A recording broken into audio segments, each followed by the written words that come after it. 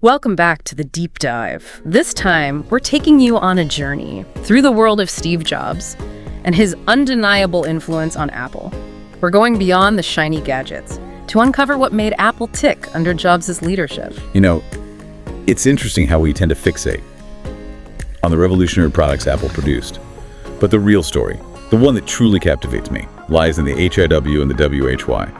How did Jobs' unique blend of artistry and business acumen shape Apple into the tech titan it is today? And what made his vision resonate so powerfully with consumers? That's what I find most compelling. Okay, so let's dive right into that. The source material really emphasizes Jobs' almost prophetic vision for technology. He didn't just follow trends, he seemed to conjure them out of thin air. He definitely had an uncanny ability to anticipate the future, to see potential where others saw only limitations. But it wasn't simply about predicting what's next. It was about envisioning technology as a force that could fundamentally reshape how we live, work, and create. Take the Macintosh, for instance. Back when computers were these intimidating, complex machines, Jobs introduced a user-friendly interface with a mouse and graphical interface, a revolutionary concept that changed the game entirely. And then there's the iPod, which single-handedly revolutionized how we listen to music. Exactly. And let's not forget the iPhone. It wasn't just another smartphone. It was a paradigm shift, redefining what a mobile device could be. Each of these products was more than just a new gadget. It represented a fundamental change in how we interacted with technology. It's incredible how Apple, under Jobs, disrupted multiple industries: music, mobile phones, animation. He seemed to leave his mark everywhere. Did the document shed any light on how he chose which industries to target? Well, one thing that really stood out to me was Jobs' almost preternatural ability to tap into needs consumers didn't even know they had. The document talks about how he wasn't content with simply reacting to the market, he wanted to shape it. I remember reading about how Jobs insisted that even the inside of a product should be beautifully designed, even if no one would ever see it. That's next level attention to detail. I mean, who does that? You're right. That's a fantastic example of how Jobs saw design as far more than just aesthetics. He famously said, "Design is how it works." And this philosophy is woven into the DNA of Apple products. It's not superficial. It's about ensuring that every aspect of the product, both inside and out, contributes to a seamless and intuitive user experience. Think about the seamless integration of Apple's hardware and software, or their incredibly intuitive user interfaces. It's about making technology both beautiful and usable. That makes sense. It's about the whole package. Okay, so we've talked about Jobs' vision and his obsession with design. But the source material also paints a picture of him as, well, a bit of a complex character. It mentions that he could be incredibly demanding, even harsh at times, which isn't exactly surprising given his reputation. But it also talks about the fierce loyalty he inspired in so many Apple employees.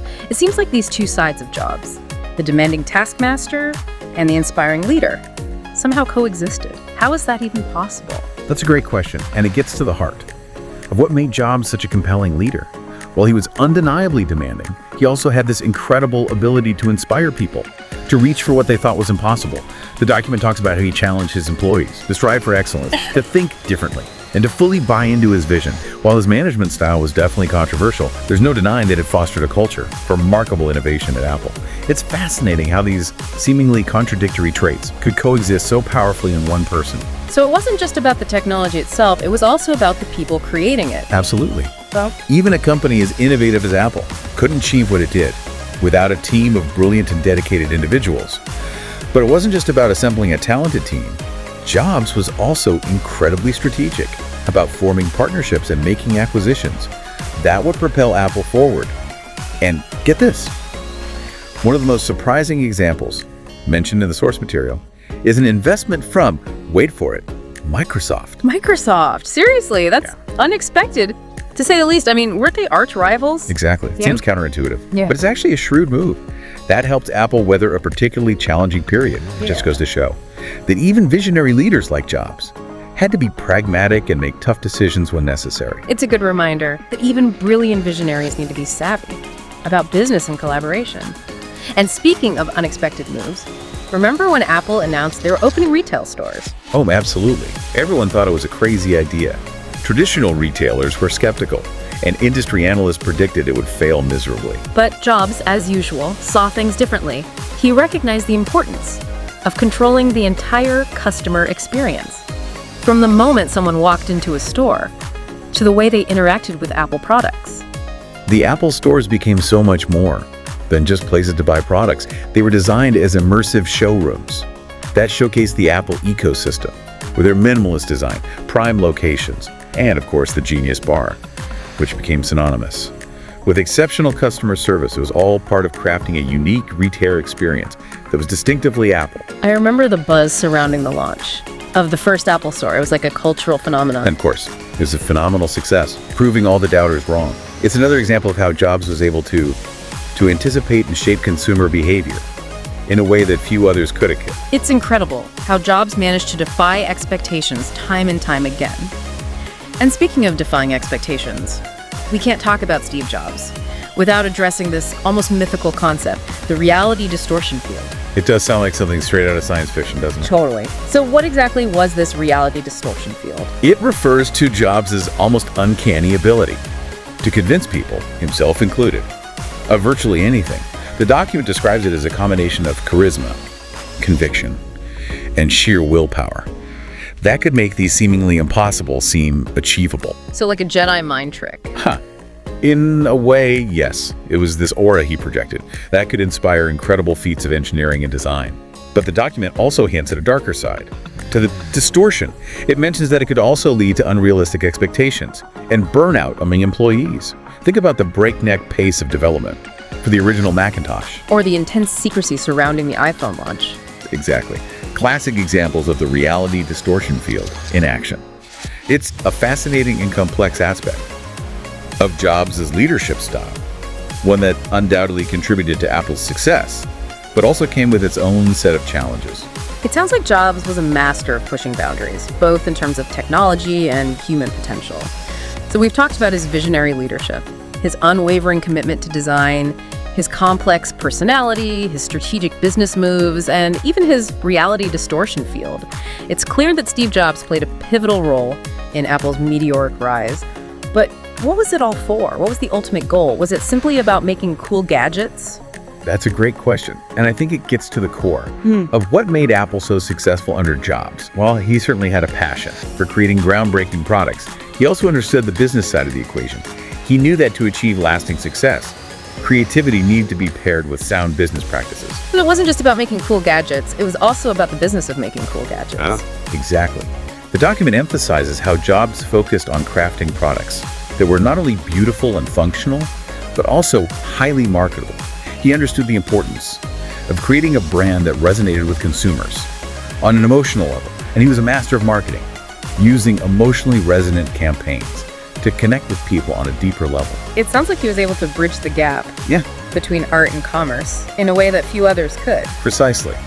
He understood that to truly thrive, a company needs both the artistic vision to create innovative products and the business acumen to bring them to market successfully. And that's reflected in everything, from Apple's iconic product design to their groundbreaking marketing campaigns, and even their revolutionary retail strategy. You hit the nail on the head. Apple under Jobs wasn't just a company, it was a cultural phenomenon, a brand that people aspired to be a part of. And that's a testament to Jobs' ability to blend creativity and commerce in a way that few have ever replicated. It really is remarkable how Apple, under Jobs' guidance, became synonymous with a kind of aspirational lifestyle. People didn't just want to own Apple products, they wanted to be part of the Apple ecosystem. It's true, owning an Apple product became a status symbol. But it wasn't just about the image. The products themselves were truly innovative and well-designed. You know, while we're on the topic of the reality distortion field, I'm curious about something. Was it a deliberate tactic Jobs employed? Or was it just an inherent part of his personality? That's a question that has fascinated Apple observers for years. Some people believe it was a calculated strategy, a way to motivate his team and overcome seemingly insurmountable obstacles. Others argue that it was simply an extension of his unwavering belief in his own vision. Either way, there's no denying its impact on Apple's trajectory.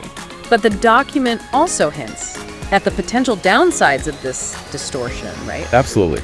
While it could fuel extraordinary achievements, it also had the potential to create unrealistic expectations and lead to burnout among employees.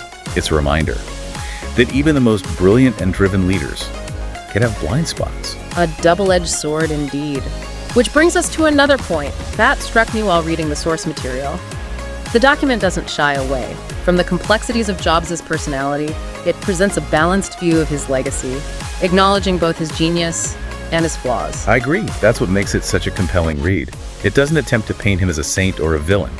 It recognizes that he was a flawed genius, a complex and contradictory figure who left an undeniable mark on the world. One thing that stood out to me was how Apple, under Jobs, was able to so seamlessly blend creativity and commerce. It wasn't just about making great products, it was about building a sustainable and profitable business around them. That's a critical point.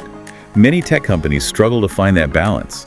They either prioritize innovation at the expense of profitability, or they focus so much on the bottom line that they stifle creativity. Jobs seemed to have a knack for striking that delicate balance. He did. And the source material offers some insights into how he achieves that. He surrounded himself with talented individuals who shared his passion for excellence. He fostered a culture of collaboration and innovation, while also maintaining a laser focus on the customer experience. And let's not forget his marketing genius. He understood the power of storytelling and branding in a way that few others did. The document highlights the Apple stores as a prime example of Jobs' vision for controlling the entire customer experience. It wasn't just about where you bought the product, it was about creating a complete sensory and emotional experience. It was a revolutionary concept at the time. Instead of the typical cluttered and chaotic electronics stores, Apple stores were designed as these sleek, minimalist spaces that showcased Apple products in a way that felt more like an art gallery than a retail outlet. And of course, there was the Genius Bar, which became synonymous with Apple's commitment to providing exceptional customer service. It was all part of creating an ecosystem that was distinctly Apple, a seamless blend of technology, design, and customer service. That set a new standard for the industry. What I find truly inspiring about Jobs is his unwavering belief in the power of technology to change the world. He had this almost infectious optimism about the future, and he believed that technology could be a force for good, a tool to empower people and make their lives better. That's a powerful message, especially in a time when technology is often viewed with suspicion or fear. It is. And it's a reminder that technology is ultimately a tool. It's up to us to decide how we use it and what kind of future we want to create with it. But returning to the document, did you find anything about specific strategies Jobs used to balance creativity and commerce? You know, it's interesting you asked that. There was a section that talked about how Jobs was obsessed with simplifying things. He believed that technology should be intuitive and user-friendly, and he pushed his team to relentlessly strip away any unnecessary complexity. That's a brilliant insight. Yeah. Because at its core, that's what good design is all about. Eliminating the unnecessary so that the necessary may speak. And I think that philosophy extended beyond product design to encompass Apple's entire business strategy. That makes a lot of sense. It's about focusing on what truly matters and eliminating anything that gets in the way. It's about clarity of vision, both in terms of the products themselves and the company's overall mission. Precisely. And I think that's a valuable lesson for anyone, whether you're an entrepreneur, a designer, or simply someone who wants to live a more intentional life. It's about cutting through the noise and focusing on what's truly essential. Exactly. Now that we've explored Jobs' leadership, design philosophy, and business acumen, I'm curious, what are your key takeaways from our dive into Steve Jobs and his impact on Apple? I think one of the most important lessons is the importance of having a clear vision.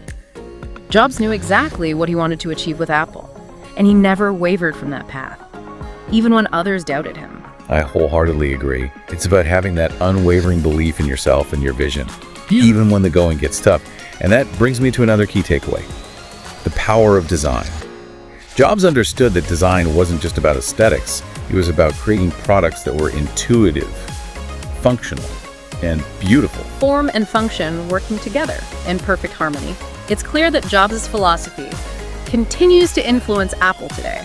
And it's that meticulous attention to detail that sets Apple apart. They sweat the small stuff. And it shows In the overall quality and user experience of their products. It's funny, I was reading an article the other day about how some people think Apple's best days are behind them, Yeah. that they've lost their innovative edge, but I don't buy it. I think Apple is constantly evolving, pushing boundaries in new and unexpected ways. I tend to agree. Look at the advancements they're making in areas like wearable technology, augmented reality, Yeah. and artificial intelligence. They're not just iterating on existing products, they're exploring entirely new frontiers. And they're doing it with that same unwavering commitment to design and user experience. That has always been their hallmark. Plus, they've built this incredibly loyal customer base that's eager to embrace their latest offerings. Speaking of which, the source material also touched on Apple's marketing prowess. Jobs understood the power of building a strong brand identity, one that people aspired to be a part of. It's remarkable how Apple has transcended the realm of technology and become a cultural phenomenon. Their marketing campaigns are often more like works of art than traditional advertisements. They tap into our emotions, our aspirations, our desire to connect with something bigger than ourselves. They tell stories, create experiences, evoke feelings. They don't just sell products, they sell a lifestyle, an idea. It's brilliant. And it all goes back to Jobs' vision of creating products that were not only functional, but also beautiful and emotionally resonant. He understood that people don't just buy products, they buy into an experience, a feeling, a sense of belonging. And he was a master at cultivating that sense of belonging. Remember the Think Different campaign? It wasn't just about selling computers, it was about celebrating creativity, individuality, and the power of ideas. That campaign was a stroke of genius. It captured the essence of Apple's brand identity in a way that was both aspirational and inclusive. It made people feel like they could be part of something special, something that mattered. This has been such an insightful dive into the world of Steve Jobs and Apple. It's one thing to appreciate their products, but it's another thing entirely to understand the forces that shape their creation. It's fascinating to peel back the layers and see the intricate interplay of creativity, business acumen, and sheer determination that went into building this iconic company. And it's inspiring to see how Jobs' legacy continues to influence the tech landscape and beyond. I know we've talked a lot about Jobs' successes, but it's also important to acknowledge that he wasn't infallible. He made mistakes. He could be incredibly difficult to work with. And his relentless pursuit of perfection sometimes came at a cost. Absolutely. He's a complex and contradictory figure, and the source material doesn't shy away from that. But ultimately, I think his story is one of triumph over adversity, of unwavering belief in the face of doubt, and of the transformative power of human ingenuity. Well said. It's a story that continues to resonate today, reminding us that even in the face of seemingly insurmountable challenges, we all have the potential to achieve extraordinary things. I couldn't agree more. It's about having a vision, pursuing it with passion and determination, and never giving up on your dreams, and maybe, just maybe, tapping into a little bit of that reality distortion field. Along the way. Perhaps. But in all seriousness, it's about pushing boundaries, challenging conventions, and believing in the power of innovation to shape a better future. And on that note, we'd like to thank you for joining us on this deep dive into the world of Steve Jobs and Apple. We hope you've gained some valuable insights and maybe even a bit of inspiration along the way. Until next time, keep exploring, keep learning, and keep pushing the boundaries